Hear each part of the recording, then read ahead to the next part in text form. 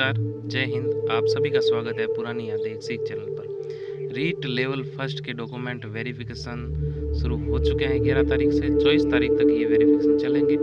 तो जो हमने ऑनलाइन पोर्टल पर अपलोड किए गए थे डॉक्यूमेंट, वो तो हमें साथ में ले जाने ही है। साथ में और कौन कौन से डॉक्यूमेंट ले जाने होंगे, तो उस संपूर्ण जानकारी के साथ एक बार पुनः हमारे बीच मौजूद है पूनाराम जी केलावा से, जो खुद इस भर्ती में अभ्यर्थी रह चुके हैं और उनके नंबर है 132 ST कैटेगरी के अंतर्गत, और उसमें भी भील जनजाति समूह से ही आते हैं। तो इनका एक संघर्ष अलग, इनकी कहानी अलग। कहानी एक संघर्ष साक्षात्कार के रूप में एक बार पुनः इनसे मुलाकात होगी। लेकिन इनके साथ साथ डाइट से एक बहुत बड़ी खुशखबरी ये कि 2018-20 के बैच में से 9 जनों का सिलेक्शन अंतिम रूप से भी होगा।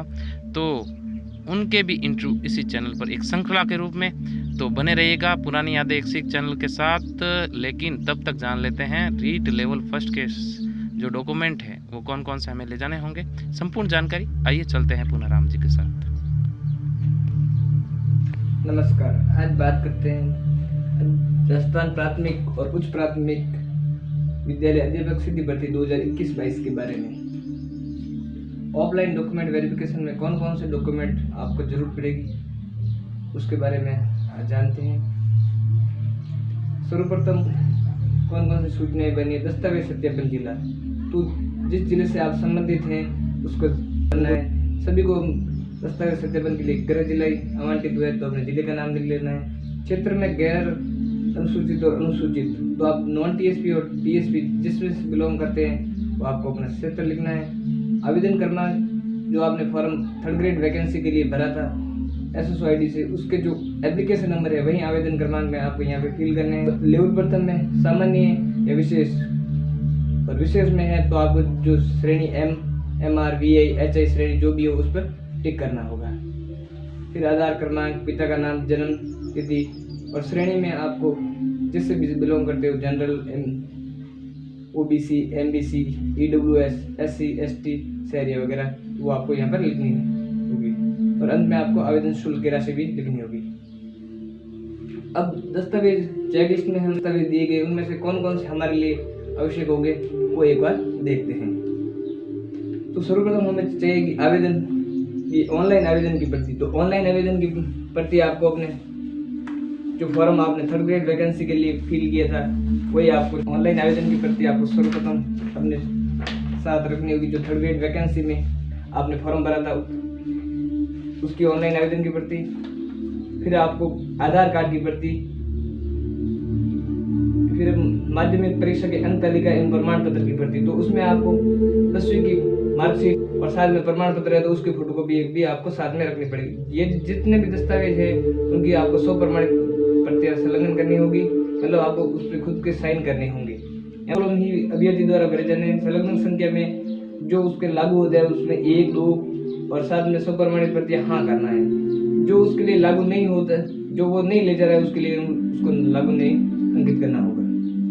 उच्च माध्यमिक परीक्षा के अंक तालिका एवं प्रमाण पत्र की प्रति, तो यहाँ पर भी प्रमाण पत्र और अंक तालिका ले जानी होगी। 12वीं की जिनके 2009 से पहले उनके अंक तालिका और प्रमाण पत्र अलग अलग आते थे, नए सत्र के दौरान अभी अंक तालिका और प्रमाण पत्र साथ ही आते हैं, तो आप एक ही चीज ले जाएं। और जिन्होंने भरा है उनके लिए BA फर्स्ट ईयर, ग्रेजुएशन की फर्स्ट ईयर, सेकेंड ईयर और फाइनल की मार्कशीट और डिग्री भी आपको साथ में ले जानी होगी। और जिन्होंने फॉर्म में MA के नंबर भी डाले हैं तो उनके लिए भी MA की दोनों वर्ष की मार्कशीट और डिग्री साथ में ले जानी होगी। अध्यापक लेवल प्रथम सामान्य शिक्षा पद के लिए तो 2 वर्ष का प्रारंभिक शिक्षा में द्विवर्षीय DLED और अथवा 4 वर्षीय प्रारंभिक शास्त्र में स्नातक DLED, किसी ने BLED भी किया है तो वो भी चलेगा, वो ले जाना होगा। इसमें फर्स्ट ईयर की मार्कशीट, सेकेंड ईयर की मार्कशीट और डिप्लोमा भी साथ में ले जाना होगा। और अध्यापक लेवल प्रथम विशेष शिक्षा पद के लिए तो विशेष शिक्षा शास्त्र विशेष शिक्षा में द्विवर्षीय डिप्लोमा की अंक तालिका की प्रमाणित प्रति। तो जिन्होंने स्पेशल BSTC की है तो उनकी मार्कशीटें और डिप्लोमा साथ में ले जाना होगा।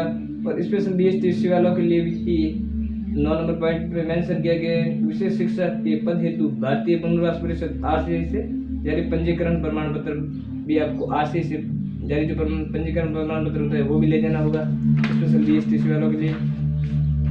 राजस्थान अध्यापक पात्रता परीक्षा 2021 के प्रमाण पत्र की प्रमाणित भर्ती, तो रीट 2021 जो हुई थी 26 सितंबर 2021 को, उसकी आपको मार्कशीट की जो फोटोकॉपी है वो भी ले जानी होगी। मूल निवास प्रमाण पत्र की प्रमाणित भर्ती, अनुसूचित क्षेत्र में सद्भावी निवासी होने पर सक्षम प्राधिकार द्वारा जारी नवीनतम विशेष मूल निवास प्रमाण पत्र केवल टीएसपी क्षेत्र के आवेदकों के लिए, जो टीएसपी से बिलोंग करते हैं उनके लिए जो विशेष मूल निवास प्रमाण पत्र होता है वो उनको साथ में ले जाना होगा।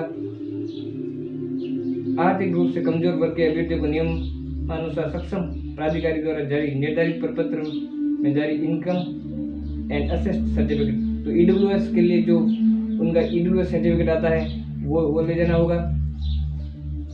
जाति प्रमाण पत्र है जो अन्य पिछड़ा वर्ग, अति पिछड़ा वर्ग, अनुसूचित जाति, जनजाति और शहरी आदिम जाति के लिए होगा। और ये अन्य पिछड़ा वर्ग और अति पिछड़ा वर्ग के लिए वैध अवधि का ही होना चाहिए, 6 महीने से ज़्यादा पुराना नहीं होना चाहिए। SC ST के लिए ये कितना भी और बस डिजिटल होने चाहिए, वो भले तो कितना ही पुराना हो, डिजिटल होना चाहिए। आरक्षित वर्ग के सभी अभ्यर्थियों, महिलाएं एवं पुरुष इस आशय की स्वघोषणा के वे स्वयं तथा उनके पुरुष राजस्थान के निवासी हैं, तो इसको आपको सादे कागज पर लिख के ये स्वघोषणा करनी होगी कि आप राजस्थान के मूल निवासी हैं, और उसको आपको साइन खुद करके जमा करवाना होगा। उस पर आपको नोटरी और स्टाम्प पे टाइप करवाने की कोई जरूरत नहीं है। विधवा की स्थिति में स्वयं की स्वघोषणा एवं पति के मृत्यु के प्रमाण पत्र की प्रमाणित भर्ती, तो विधवाओं के लिए वो स्वयं विधवा है ऐसी स्वघोषणा और पति के मृत्यु प्रमाण पत्र की प्रति ले जानी होगी। पति से लिंक दस्तावेज, साक्ष्य की प्रति व पुनर्विवाह नहीं करने संबंधी स्वघोषणा, तो विधवाओं को वापस पुनर्विवाह नहीं करेगी ऐसी स्वघोषणा भी ले जानी होगी। विवाह विच्छेद, परित्यक्ता, तलाकशुदा होने पर सक्षम स्तर से जारी विवाह विच्छेद की डिग्री की प्रमाणित भर्ती व पुनर्विवाह नहीं करने संबंधी स्वघोषणा, तो जिनके तलाकशुदा है उनके लिए विवाह विच्छेद की जो डिग्री आ जाए न्यायालय द्वारा जारी उसकी प्रमाणित भर्ती होनी चाहिए, और भविष्य में वो पुनर्विवाह नहीं करेंगे ऐसा स्वघोषणा भी उनको करनी होगी। संतान संबंधी स्वघोषणा तो सभी कैंडिडेटों के लिए ये करनी होगी कि उनके 2 से ज़्यादा संतान नहीं है, ऐसी स्वघोषणा उनको करनी होगी। विवाहित होने पर दहेज नहीं लेने संबंधी स्वघोषणा, तो जो अविवाहित कैंडिडेट है वो जब विवाह करेंगे तो दहेज नहीं लेंगे ऐसी स्वघोषणा उन्हें करनी होगी। भूतपूर्व सैनिक होने पर सेवानिवृत्ति व सक्षम प्राधिकारी द्वारा जारी अनापत्ति प्रमाण पत्र, जो एक्स सर्विसमैन है उनके लिए एनओसी की जरूरत पड़ेगी। भूतपूर्व सैनिक श्रेणी में पूर्व में नियोजन प्राप्त नहीं होने संबंधी स्वघोषणा, भूतपूर्व सैनिक एक्स सर्विसमैन उन्हें किसी प्रकार का नियोजन प्राप्त नहीं है ऐसी स्वघोषणा उन्हें जारी करनी होगी। और स्पोर्ट कोटा के खिलाड़ी हैं जो उत्कृष्ट खिलाड़ी होने पर नियमानुसार सक्षम स्तर से जारी खेल प्रमाण पत्र, तो स्पोर्ट कोटा के लिए उनको खेल का प्रमाण पत्र भी दिखाने होंगे। उनके आपराधिक प्रकरण न होने का स्वघोषणा पत्र तथा आपराधिक प्रकरण होने पर FIR माननीय न्यायालय के आदेश की स्वप्रमाणित भर्ती, तो आपको ऐसी स्वघोषणा करनी होगी कि आपके ऊपर किसी भी प्रकार का कोई केस दायर नहीं है, और यदि है तो माननीय न्यायालय के FIR की प्रमाणित प्रति आपको पेश करनी होगी। राजकीय सेवा उपक्रम में कार्यरत होने पर नियोक्त अधिकारी द्वारा जारी अनापत्ति प्रमाण पत्र, यदि आप किसी भी सर्विस में लगे हुए हैं तो आपको संबंधित डिपार्टमेंट से NOC लेनी होगी।